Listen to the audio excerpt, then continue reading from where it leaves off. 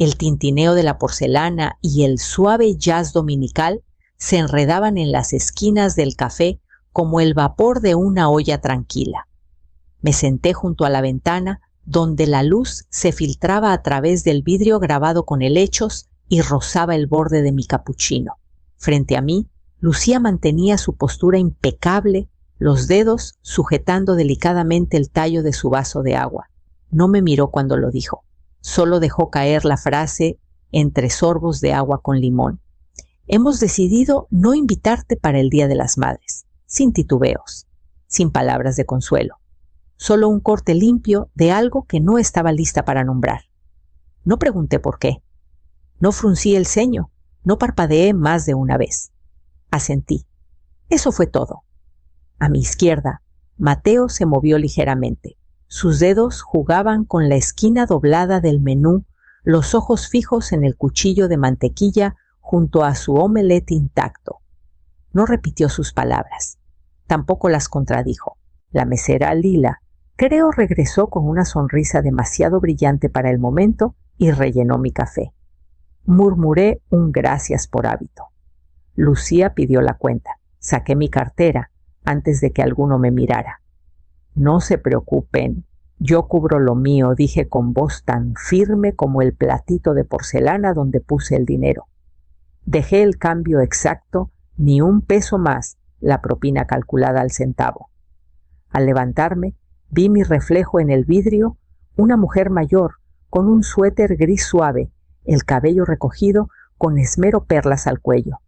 Parecía alguien aún incluida. Pero esa ya no era la verdad. Asentí una última vez no a ellos, sino a mí misma, y me dirigí a la puerta. Afuera el aire apenas calentaba, pero un frío se instaló tras mis costillas. No miré atrás, no esperé una llamada, no aguardé una corrección. Habían hablado y yo había escuchado. Bajé de la banqueta, cada paso ligero, pero seguro, como alguien que se aleja de una casa que construyó con sus propias manos. Al llegar a casa, no lloré. Me serví otra taza de café y abrí el cajón donde guardaba cada factura, recibo y estado de cuenta de los últimos 15 años. El cajón crujió al abrirlo 3 filas de carpetas etiquetadas cada recibo y registro en orden cronológico. Un hábito de mis años en la firma donde números claros significaban mentes claras. Ahora esos registros descansaban en mi sala, susurrando historias que nadie se molestaba en escuchar. Recibos de luz a nombre de Mateo, pero pagados desde mi cuenta. Una factura de la colegiatura de Simón reenviada con un «Gracias, mamá, eres la mejor», garabateado al pie. Renovaciones del seguro hipotecario. Mantenimiento del coche. Tarjetas de supermercado metidas en tarjetas de cumpleaños como glaseado en un pastel que nunca endulzaba del todo. Nada se pidió, pero todo se necesitó. Y lo di una y otra vez, porque eso haces cuando eres la constante, la estrella fija en la órbita de alguien más. Respiré hondo y abrí mi laptop.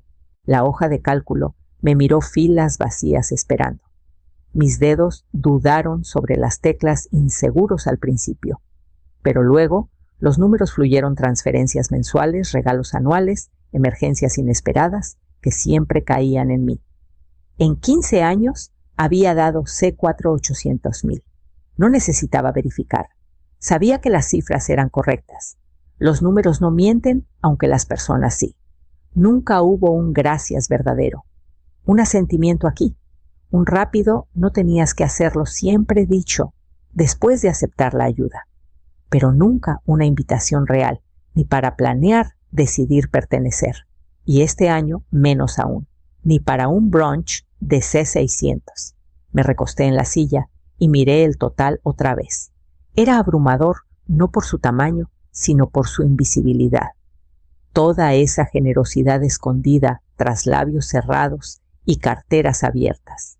Mi mirada se deslizó hacia la caja polvorienta en el estante más alto del closet, la que bajaba cada primavera para empezar a envolver regalos para el Día de las Madres. Este año no la alcancé.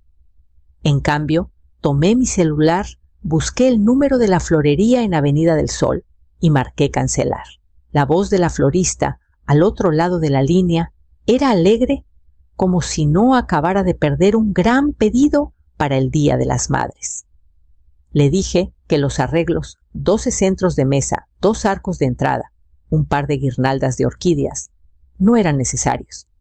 Preguntó si quería un reembolso parcial o crédito para el próximo año. Dije que no, que terminara ahí. Luego fue el lugar, el brunch en Salón Jardín, un sitio que Lucía eligió por su elegancia discreta. Había pagado el depósito hace 6 semanas, cuando aún creía que formaba parte de la celebración. El gerente dudó al escuchar mi nombre. ¿Es Leonor Salazar la patrocinadora principal? Casi reí. Eso era yo una patrocinadora. Sí confirmé y el evento se canceló. No hubo lágrimas ni temblor en mi voz, solo una precisión mecánica que no sentía desde mis días de auditoría. Clic, teclea, cancela, confirma. A la mañana siguiente visité el banco. Era un día tranquilo y la misma cajera que ayudó a Mateo a abrir su primera cuenta de ahorros seguía ahí. Le sonreí, pero no expliqué por qué estaba. No le debía eso a nadie. Cerré la cuenta de ahorros conjunta que abrí para Mateo y Lucía tras el nacimiento de su segundo hijo. Para que todo fluya, había dicho Mateo. Por conveniencia. Había olvidado cuánto me costó esa conveniencia. Luego el acto final abrí la app del banco y busqué la transferencia automática mensual que les enviaba C15,000 cada mes sin preguntas. 3 toques, desactivar, confirmar, salir. No envié mensajes, no ofrecí explicaciones, pero sabía que lo notarían. No hoy tal vez, ni mañana, pero eventualmente. Cuando las flores no llegaran, cuando el saldo final estuviera corto, cuando la factura del brunch regresara sin pagar. No lo hice por despecho, lo hice porque el silencio era el único idioma que me habían enseñado y finalmente aprendí a hablarlo con fluidez. Esa tarde saqué la escritura de la cabaña junto al lago Miraluna, la que planeaba darle a Mateo cuando yo ya no estuviera. Abrí la trampilla del ático con cuidado practicado. La escalera de madera crujió bajo mis pies mientras subía al oscuro dulzor del polvo. La caja de regalos estaba donde siempre envuelta en papel rojo, desvaído de una Navidad lejana, las esquinas pegadas y vueltas a pegar la tapa ligeramente hundida por los años. Adentro todo seguía como lo dejé la primavera pasada, el zorro de peluche favorito de Inés. En una esquina, una bufanda con los colores de la escuela de Simón, un marco esperando una foto familiar que nunca llegó. Solía pasar horas eligiendo el papel de envolver, coordinando listones con personalidades, escribiendo notitas con nombres y chistes que solo yo recordaba. Pero este año no desenvolví nada. No desaté los cordones plateados ni rellené los saquitos de lavanda que solía meter entre capas. Solo cerré la caja. Aplasté la tapa y la dejé en el estante sin abrir. Abajo reuní mis papeles, acta de nacimiento, registros de propiedades, el fideicomiso en vida y manejé al pueblo. La oficina del abogado era tranquila, entre una ferretería y una tintorería, el mismo lugar donde me senté con Ignacio hace 20 años para finalizar los documentos que facilitarían las cosas para Mateo. Recuerdo lo orgulloso que se veía Ignacio, como si construyéramos una fortaleza para el futuro. Supongo que lo hicimos. Solo olvidamos preguntar quiénes serían invitados. Me reuní con Clara Vélez, mi abogada. Tenía ojos suaves y no hacía preguntas innecesarias. Deslicé los documentos sobre la mesa. Quiero revisar todo, le dije. Y quiero la cabaña a mi nombre solo mío. Propiedad completa sin condiciones de transferencia. No se inmutó. Solo asintió y se puso a trabajar. Cuando regresé a casa, el sol comenzaba a ponerse. Pasé por el jardín por el porche que Inés una vez me ayudó a pintar.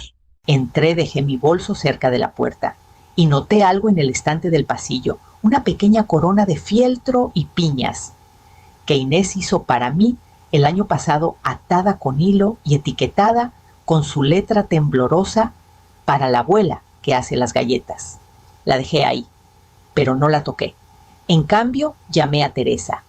Teresa llegó con una bolsa de papel de la panadería El Trigal, de esas que siempre traen demasiados bizcochos y justo los pastelitos de almendras suficientes para hacerte sentir recordada. No tocó. Solo dio 2 golpecitos con el lado de su bota como siempre y entró como si los años entre nosotras no hubieran pasado. Preparé té mientras ella desempacaba los dulces. Nos sentamos en el solarium con la luz tardía estirándose entre nuestras tazas. Me observaba con cuidado, como alguien que ya conoce el final, pero quiere escuchar cómo lo contaré. Le conté todo el brunch, el asentimiento, el banco, la cabaña. Escuchó sin parpadear. Cuando terminé, dejó su taza y se recostó en la silla de mimbre con un suspiro. No perdiste un lugar, dijo. Solo lo pusiste en la mesa equivocada. No era juicio. Era verdad dicha sin rodeos. No hablamos del testamento ni del dinero. Teresa me ayudó a construir esos registros cuando Ignacio falleció.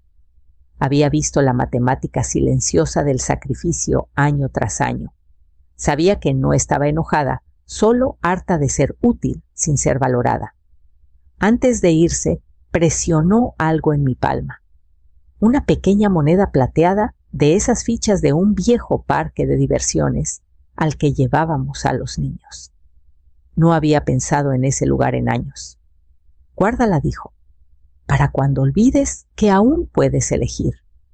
Apenas salió del camino cuando sonó el teléfono.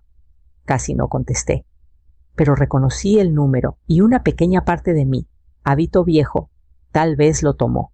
Bueno, la voz de Lucía llegó más baja de lo que nunca la había oído, controlada, pero con un dejo de inquietud. Leonor, hola. Solo quería ver si... ¿Cancelaste el lugar? No hablé de inmediato. Dejé que el silencio respondiera primero.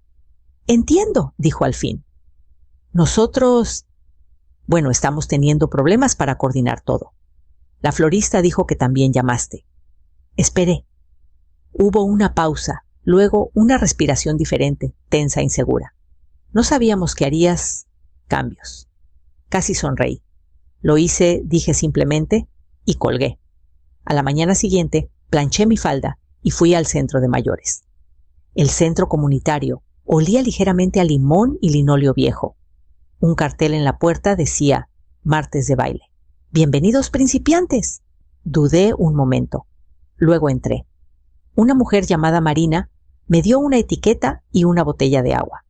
Solo nombres, dijo con una sonrisa. Escribí Leonor en letras pequeñas y pulcras. No señora Salazar, no abuelita Leo, no la mamá de Mateo. Solo yo. El salón ya estaba medio lleno. Parejas con zapatos de suela suave y pantalones planchados estaban en grupos sueltos. Un hombre cerca del altavoz ajustó el volumen de un vals lento. Me quedé sola un rato observando el ritmo de cuerpos, aprendiendo a confiar en el suelo. Entonces se acercó Samuel Torres, alto con cabello plateado y una camisa azul que parecía planchada con esmero. Asintió cortésmente. ¿Te molesta?, preguntó señalando el espacio entre nosotros. Puse mi mano en la suya sin responder. La música cambió a un foxtrot lento y me guió suavemente al primer paso.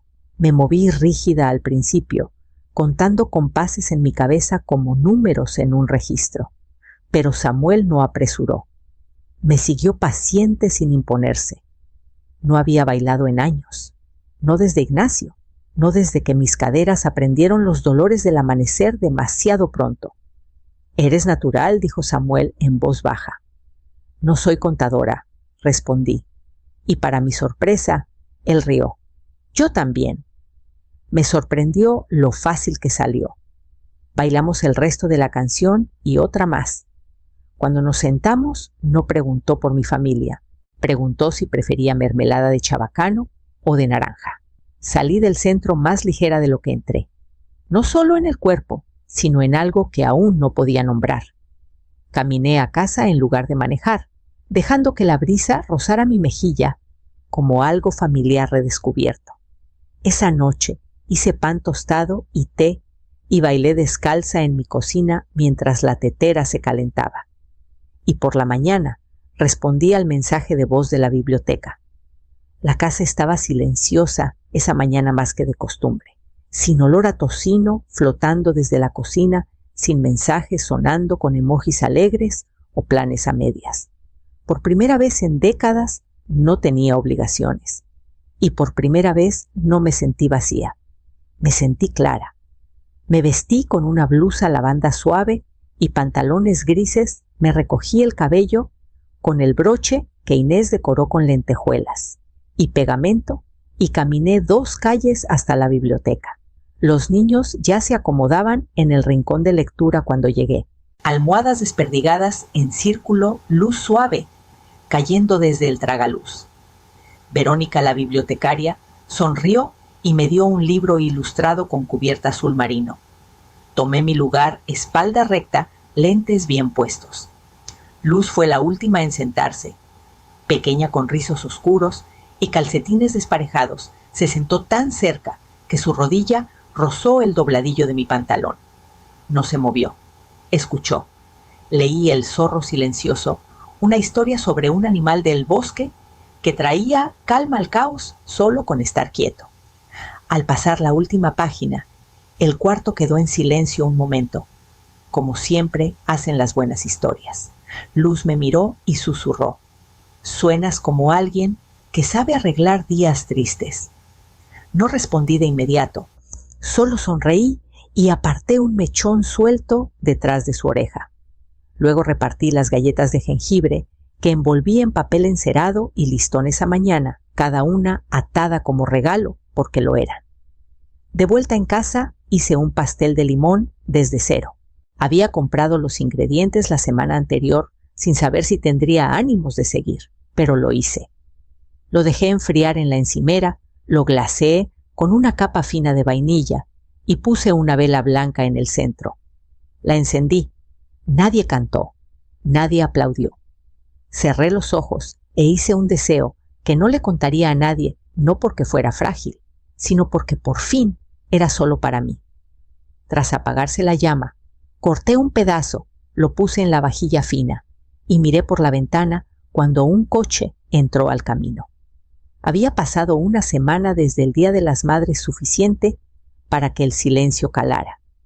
No esperaba a nadie esa tarde, así que cuando la camioneta plateada entró al camino, observé desde detrás de la cortina invisible. El mismo coche que manejaban desde hacía años, aunque no había subido desde el último día de Acción de Gracias.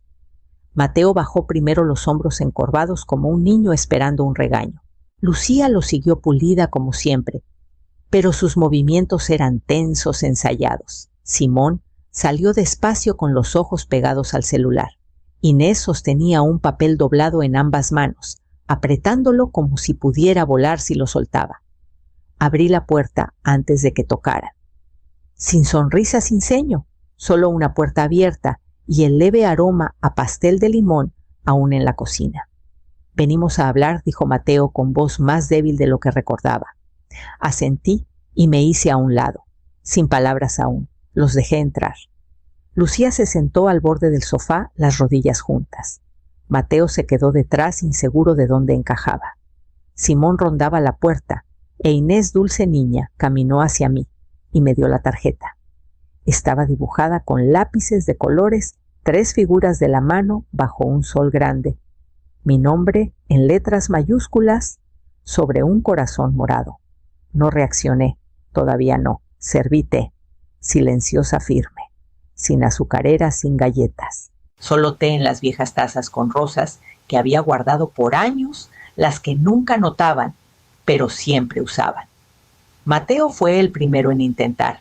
Mamá, sé que las cosas cambiaron, pero esperábamos que Kaulu harías volver, ya sabes, para el próximo año, o solo estar involucrada otra vez. Realmente lo miré. Su rostro mostraba algo entre culpa y confusión, como un niño intentando resolver un problema matemático sin entender la fórmula. ¿Volver a qué?, pregunté con suavidad. Nadie respondió. No de inmediato. Bebieron en silencio, moviéndose en sus asientos.